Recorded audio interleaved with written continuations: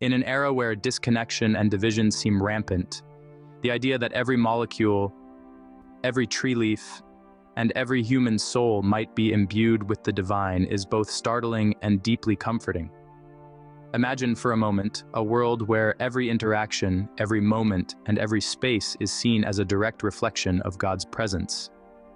This is not just a poetic metaphor, but a profound theological concept that prompts us to reconsider our relationships with each other and the world around us. The omnipresence of God, a biblical perspective. The doctrine of God's omnipresence, that God is everywhere, at all times, is a cornerstone of Christian theology. Psalm 139:7-10 poetically asserts, "Where can I go from your spirit? Or where can I flee from your presence?"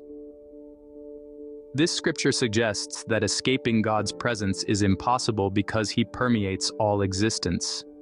But what does this mean for us and the world we inhabit? In contemplating this, we must differentiate between pantheism and panentheism.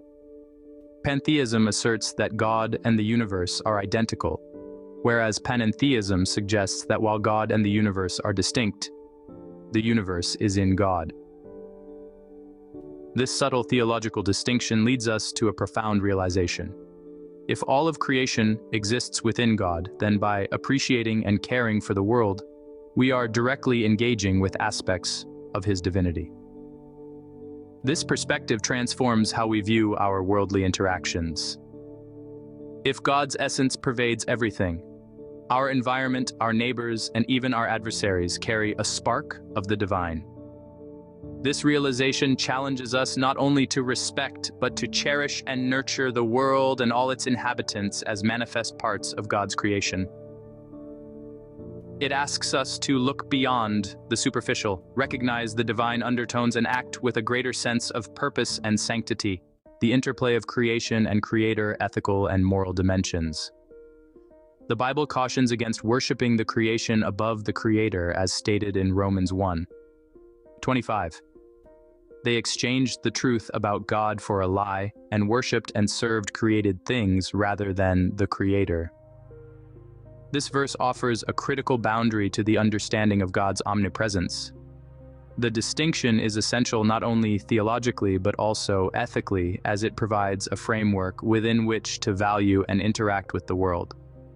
Engaging with the concept that we are part of a divine creation could potentially lead to a greater ethical urgency towards environmental stewardship and human rights.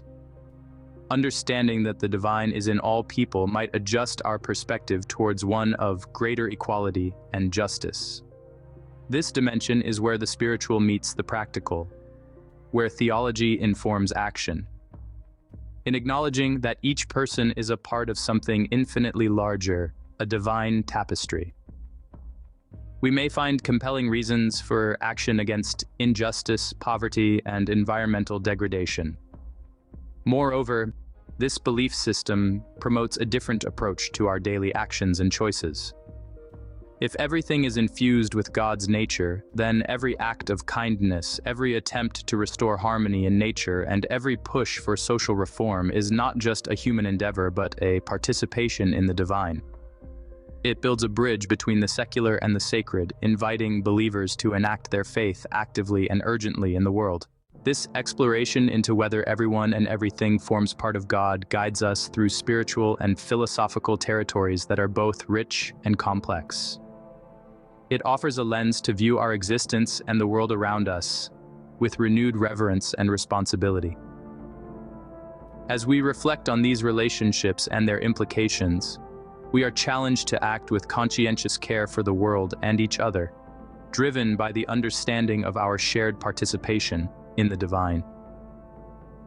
The implications are vast and varied, offering a fertile ground for theological debate, ethical reflection, and ultimately, profound personal and communal transformation.